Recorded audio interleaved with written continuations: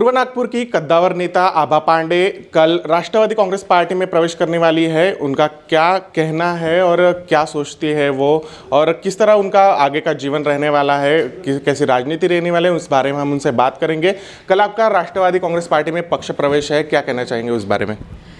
नहीं, देखिए, मैंने कांग्रेस में भी जो पहले काम किया है, बहुत निष्ठा से और बहुत स्वाभिमान से काम किया है, क्योंकि मैं जनता के साथ जुड़ी रही। जनता के प्रश्नों को उठाने के लिए, उनको न्याय दिलाने के लिए हमेशा मैंने भरसक कोशिशें की, और केवल कोशिशें नहीं की तो उन आंदोलनों को सकारात्मक रूप देकर मैंने जनता को न्याय दिलाया है।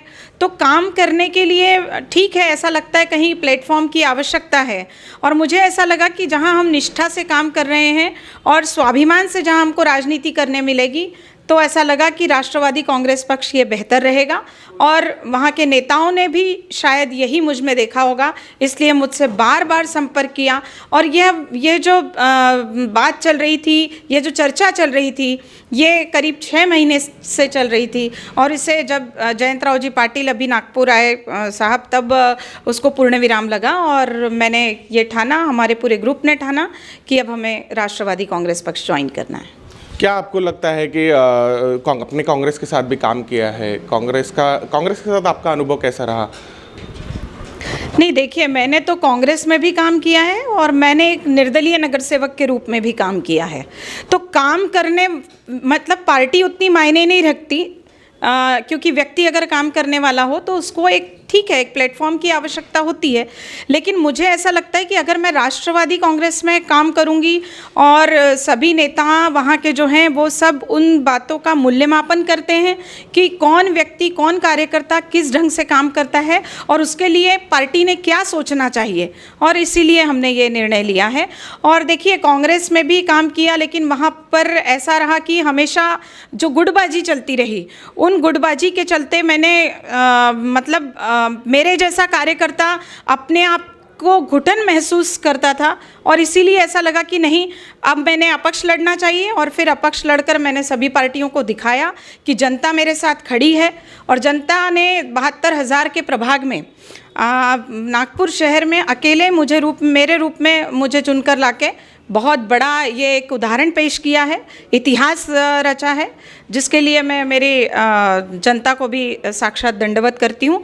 और इसीलिए अब राष्ट्रवादी कांग्रेस के सभी नेताओं ने मुझसे संपर्क किया, और पिछले करीब 6 माह से वो संपर्क कर रहे हैं, और इसीलिए आज हम इस हल पर आए हैं कि वहाँ अच्छे से काम करने मिलेगा। देखिए, राजनीति में जो भी व्यक्ति काम करता है, वो अगर समाज सेवा जो करता है, उसमें ऐसा रहता है कि मानव सेवा के प्रण को जो लेकर आगे चल रहा है, वह निश्चित रूप से एक अलग तरह की राजनीति को पसंद करता है। क्योंकि ठीक है, मैंने जो राजनीति की है वो 10% राजनीति की है, 90% मैंने समाज सेवा की है।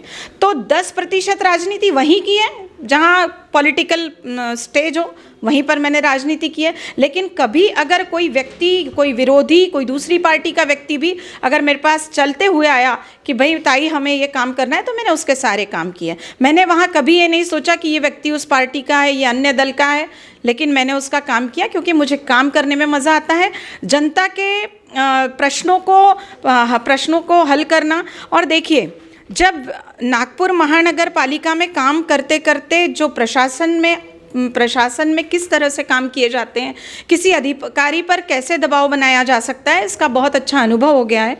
और इसीलिए मेरी जनता के काम कहीं भी रुकते नहीं हैं, और जनता ने मुझे कहा कि आपने राष्ट्रवादी कांग्रेस ज्वाइन करनी चाहिए, इसलिए मैंने अपनी जनता का माना और मैंने ये निर्णय लिया। आपने अपक्ष भी काम किया है, आपको क्या लगता है जनता को न्याय दिलाने के लिए पक्ष का पीछे होना ज़रूरी है क्या? नहीं, देखिए, ऐसी तो कोई बात नहीं है। मैं ये मानती हूँ कि जब मैं अपक्ष रहकर मैंने अभी ये जो 4 साल बिताए नागपुर महानगर पालिका में, उसमें ऐसा है कि जब हाउस में मैं किसी विषय को लेकर बोला करती थी, तो अन्य पार्टियों के, अन्य दलों के नेता मुझे दबाने का प्रयास करते थे। चूँकि मेरे पास अभ्यास बहुत होता था और इसीलिए वो मुझे दबा नहीं पाते थे। तो ये चीज़ वहाँ मायने नहीं रखती, लेकिन एक पार्टी का जो बैकअप होना चाहिए उसी पार्टी का बैकअप होना चाहिए जो कार्यकर्ताओं का मूल्यमापन करता है कि हमारा कार्यकर्ता किस फ्रिक्वेंसी से काम करता है, हमारा कार्यकर्ता ये अंतिम समाज के अंतिम व्यक्ति तक कैसे पहुंचता है, वहाँ के काम कैसे करता है। तो इसीलिए मुझे लगा कि मूल्यमापन करने का जो तौर तरीका राष्ट्रवादी कांग्रेस पार्टी का है, और इसीलिए मैंने इस पार्टी को चुना। चारों पार्टियों से ऑफर थे, लेकिन मैंने इसको चुना क्योंकि मेरी जनता ने कहा कि नहीं ताई, हमें राष्ट्रवादी में जाना चाहिए। और उस तरह के विचार भी बड़े नेताओं ने प्रकट किए कि ताई आपके जैसी महिला हमें हमारी पार्टी में चाहिए। ये सारी चीज़ों को देखकर मैंने पार्टी में प्रवेश किया है। आप स्थायी समिति अध्यक्ष भी रही है, आपका बहुत अच्छा काम रहा है। अभी की महानगर पालिका के बारे में आप क्या सोचते हो और क्या लगता है आपको? नहीं, देखिए, अभी की जो महानगर पालिका है वो तो पूरा भ्रष्टाचार ही भ्रष्टाचार है। महानगर पालिका में केवल अभी महानगर पालिका ये जनता अभिमुख नहीं है, जनता के काम करने में इनको कोई इंटरेस्ट नहीं है। केवल ये लोग किसी एजेंसियों को, किसी संस्थाओं को फ़ायदा दिलाने के लिए महानगर पालिका काम कर रही है। आज इतना बड़ा कोरोना काल के इससे पूरा शहर जूझा है, लेकिन चाहते तो ये लोग बहुत अच्छा काम करके दिखा सकते थे। आगे आने वाले समय में मैं कुछ मुद्दे भी उजागर करूंगी और आप लोगों के समक्ष रखूंगी, अपनी जनता के समक्ष रखूंगी, जिसमें करोड़ों रुपयों का घोटाला नागपुर महानगर पालिका में हुआ है। तो मैं समझती हूँ कि जो भी सत्ताधारी हैं, अगर उन्होंने अपनी जनता के प्रति वो अगर ईमानदार नहीं है, एकनिष्ठ नहीं है, तो वो कहीं कुछ नहीं कर सकते। और इसीलिए महानगर पालिका में अब काम करते वक्त ऐसा लग रहा है कि अगर कोई पार्टी साथ में रही तो निश्चित रूप से हम अपनी जनता को न्याय दिला पाएंगे। देखिए, होता क्या है कि नागपुर महानगर पालिका के स्तर के जो प्रश्न रहते हैं वो हम आराम से उसको पूरा कर सकते हैं, लेकिन अगर कोई बड़े स्तर का, विधानसभा के स्तर का कोई प्रॉब्लम आता है तो हमें लगता है कि कहीं ना कहीं हमें बड़े व्यक्ति की ज़रूरत पड़ती है। तब ऐसा लगता है कि किसी पार्टी की हमें आवश्यकता है, और इसीलिए मैंने चुना, ये जनता के हित के लिए पार्टी चुनी, ताकि मैं जनता के उस ओहदे के भी काम जो हैं, जो बड़े काम हैं, जो बड़े उच्च सदन में काम किए जाते हैं, वो भी मैं कर सकूं। इसलिए मैंने ये चुना है। आप कल राष्ट्रवादी में प्रवेश करने वाली है, आपको लगता है कि आने वाले चुनाव में इस सब का फायदा आपको होगा? हाँ, पार्टी का निश्चित रूप से मुझे भी फायदा होगा, मेरे से पार्टी को भी फायदा होगा, क्योंकि मिशन 2022 जो है ये बहुत सारे बदलावों को लेकर आएगा।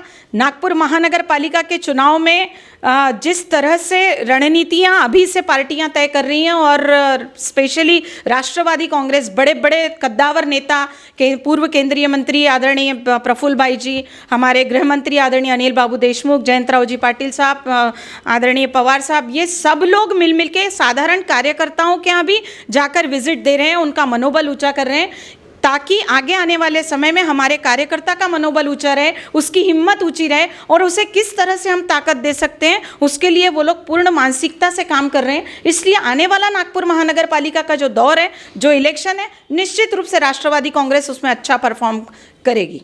आप जहाँ से बिलोंग करती हो वो प्रदेश, जो परिसर है, वहाँ पे कमल के लोग ज़्यादा है, बीजेपी के लोग ज़्यादा है। ऐसे में राष्ट्रवादी पक्ष के साथ अगर जाओगे तो आपको क्या लगता है, उसका फ़ायदा होगा, नुकसान? नहीं, इस आपके प्रश्न को मैं डिनाई करती हूँ, क्योंकि देखिए, मेरी जो कॉन्स्टिट्यूएंसी है ये 72,000 की लोक संख्या है मेरे प्रभाग में। अगर आप कहते हैं कि भारतीय जनता पार्टी के लोग ज़्यादा संख्या में मेरे प्रभाग में रहते हैं, तब तो मैंने नागपुर महानगर पालिका में चुन के ही नहीं आना था। लेकिन यहाँ पर भारतीय जनता पार्टी की उम्मीदवार ये तीसरे नंबर पे रही, जो 3 मर्तबा जो चुनकर आ रही थी शिवसेना की उम्मीदवार, वो चौथे क्रमांक पर रही।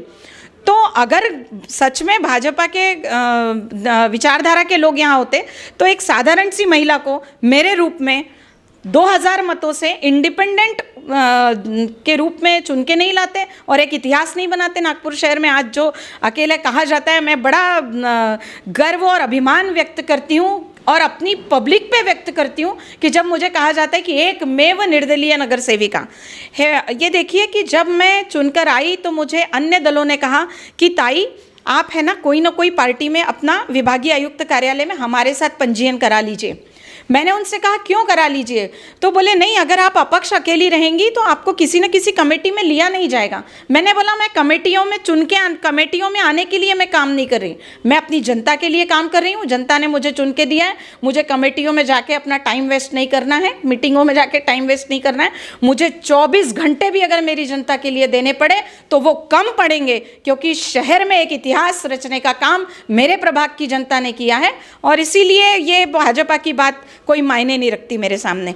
देखिए, काम करने वाला व्यक्ति अगर हो, ये मानसिकता कुछ वर्षों पूर्व तक थी कि भाई ये भाजपा का व्यक्ति है इसलिए हमने इसको वोट देना चाहिए, लेकिन अब पब्लिक की जो मानसिकता है वो बदल चुकी है। अब जनता ये समझ चुकी है कि अब हमको काम करने वाला व्यक्ति चाहिए, तो पार्टी भाजपा वगैरह कोई मायने नहीं रखती। काम करने वाला व्यक्ति अगर राष्ट्रवादी कांग्रेस से है तो निश्चित रूप से मेरे साथ मेरी जनता खड़ी रहेगी। संघर्ष के समय में मेरी जनता मेरे साथ थी, तो आज तो सत्ता में जो पार्टी है राज्य में, मैं आज उसके साथ जाऊंगी तो निश्चित रूप से जनता मेरे साथ रहेगी। आने वाले चुनाव जो है महानगर पालिका के, उसको आप कैसे देखती हो? आने वाला महानगर पालिका का जो चुनाव है वो मैं समझती हूँ कि जो 5 सालों में किए गए भ्रष्टाचार हैं, जो बाकी जो काम है जिसका फ़ायदा सामान्य जनता तक नहीं पहुंचा है, इसलिए बहुत ही आसान महानगर पालिका का चुनाव होगा। किंतु चुनाव होते हैं, इसे आसानी से नहीं लेना चाहिए और इसीलिए अभी से हमने मोर्चेबंदी करना शुरू की है और इसके परिणाम आगे आने वाले समय में आपको हमको सबको दिखेंगे। आपने बहुत से आंदोलन किए हैं, रेड लाइट एरिया के लिए भी आप झगड़ी हो, मगर वो आंदोलन सफल नहीं हो पाया, तो ऐसे में उसके बारे में आपका क्या कहना है कि अभी जो आप पक्ष प्रवेश करेंगे उसका फ़ायदा भी उस चीज़ को होगा? नहीं, देखिए, मेरी जो लड़ाई थी गंगा जमुना जो रहिवासी इलाके में जो क्या बोलते रहिवासी इलाके में जो व्यवसाय चल रहा है, वो निवासी एरिया में जो व्यवसाय चल रहा है, मेरा उसके लिए विरोध था। हम वहाँ की जनता को जो तकलीफ़ें हैं, वहाँ की युवतियों को जो तकलीफ़ें हैं उस व्यवसाय के कारण, तो वहाँ की जनता ये चाहती थी कि भाई वो जो निवासी एरिया में वो व्यवसाय है वो कहीं और हो। व्यवसाय को विरोध नहीं है, व्यवसाय ठीक है, अगर हर जगह चलता है उनको भी कमाने का अधिकार होगा, ऐसा वो मानते हैं, तो शासन ने और सत्ताधारियों ने उनकी व्यवस्था शहर से बाहर करनी चाहिए। मैं आपको बताना चाहती हूँ, आप कहते हैं कि आंदोलन वो सफल नहीं हुआ। अविनाश कुमार जी डीसीपी थे और उस वक्त उन्होंने हमको और जनता को बहुत बड़ा सपोर्ट दिया था। मैं आज भी उनके उस सपोर्ट के कारण मैं उनके प्रति कृतज्ञता व्यक्त करती हूँ। उनके सपोर्ट से वो जो व्यवसाय था वो आज करीब करीब 30% तक हो गया है। लेकिन अगर उस व्यवसाय को हमें शहर के बाहर लेके जाना है तो उसके लिए कहीं ना कहीं सत्ताधारियों का मनोबल भी होना चाहिए। हम उनके पास भी गए, हमने उनसे बोला कि शहर के बाहर जो जगह खाली है शासन की, आप उस जगह उनको डाइवर्ट करिए, लेकिन उन लोगों की मानसिकता काम करने की नहीं थी और इसीलिए उनने नहीं किया। लेकिन 100% से लेकर उस व्यवसाय को हमने अगर 30% लाया है तो वहाँ के क्षेत्र की जनता जिनने आंदोलनात्मक भूमिका ली हमारे साथ, ये उनकी जीत है। ये थी कद्दावर नेता आभा पांडे, जिन्होंने बड़ी बेबाकी से हमारे सवालों का जवाब दिया। कल वो राष्ट्रवादी में प्रवेश करने वाली है। राष्ट्रवादी प्रवेश करने के बाद वो जनता के सवालों को निश्चित अच्छे तरीके से जवाब दे पाएंगी। कैमरा पर्सन दिलेश के साथ मैं प्रकाश शुंकलवार, महाराष्ट्र टीवी 24।